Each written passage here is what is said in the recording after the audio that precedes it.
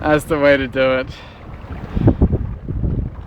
Oh, sailing out from Garden Island on the full sails, a stiff breeze, flat water, sunshine.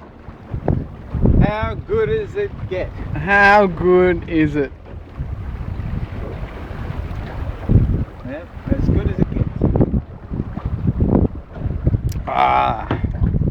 Take a look inside the boat, you can see it's mostly life jackets and nothing else. There's a figure of all the things we need. That might be the one thing I shouldn't cheap out. So we have 6 to 7 life jackets. Yes.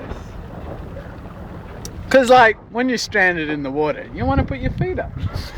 I mean, you've just lost your boat. You want to be able to relax. That's right. You're already stressed. You don't want to be swimming hard. No.